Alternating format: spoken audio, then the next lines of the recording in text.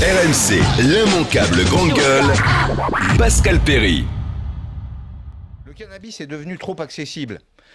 Banalisé, C'est une commodité. C'est une commodité. C'est un produit sans grande valeur. Il coûte pas très cher. Il est malheureusement accessible à tout le monde. Et effectivement, il s'est banalisé. Particulièrement en France, puisque rappelons-le, oui. la France, je crois, est le pays en Europe qui consomme le plus de cannabis. Alors le problème, c'est que ça conduit, en effet, comme tu le dis, à une société plus violente. C'est-à-dire qu'il y a les décrocheurs. Ça a un effet sur le succès scolaire, sur le programme scolaire, le projet scolaire des enfants.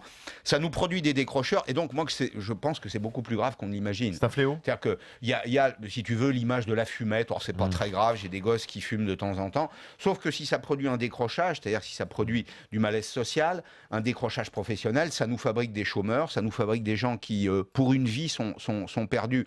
Et moi, je dis que les magistrats dans ce domaine ont complètement raté la porte de sortie. C'est-à-dire que il faut être très dur avec les trafiquants de drogue. On n'est pas assez dur avec les trafiquants de drogue. On regarde la distribution de cannabis avec une certaine forme de complaisance en France. Et on nous dit, on a Madame Taubira qui nous dit régulièrement, et des magistrats qui nous disent on va pas les mettre en prison parce qu'ils vendent du cannabis. Mais qu'est-ce qu'on en fait exactement? Est-ce qu'on continue dans cette direction? Si on continue dans cette direction, on va fabriquer, non pas une génération, parce qu'il ne faut pas généraliser, tout le monde ne fume pas, mais on va fabriquer une partie de génération qui sera perdue pour la société. Le cannabis, c'est d'abord un marché. C'est-à-dire qu'il y a des gens... Une économie. C'est une économie. Plusieurs milliards. Il y a plusieurs milliards, effectivement. On fait vivre les délinquants. C'est de l'économie, en plus c'est de l'économie souterraine.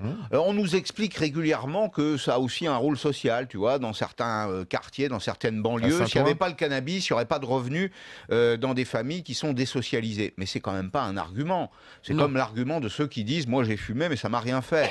Bah si, ça fait du mal à la société. Donc je crois que si on veut lutter vraiment, il y a toute la dimension psychologique que vous évoquez l'un et l'autre, mais il y a aussi la dimension économique. Il faut couper l'herbe sous le pied. L'argent de la drogue finance l'achat des Kalachnikov pour les terroristes. L'argent de la drogue finance le trafic d'armes, qui finance le trafic d'êtres humains, qui finance la guerre. C'est un cercle qui est vicieux en réalité. Donc il faut le prendre à la base et il faut aussi offrir des solutions économiques alternatives aux gens qui vendent du cannabis aujourd'hui. On peut pas leur dire on va vous combattre mais vous resterez sans emploi, sans revenu dans la société. Il faut trouver une solution globale qui est de caractère psychologique et économique, à l'évidence. Mais il faut lutter contre les trafiquants, c'est dur, ça exige du courage, un peu plus que quand on a Madame Taubira, pardon de le dire. Le premier pays exportateur, vous avez mille fois raison François, le premier pays exportateur de shit, c'est le Maroc. Nous avons des relations diplomatiques avec des États qui sont des États narcotrafiquants. RMC, l'immanquable grande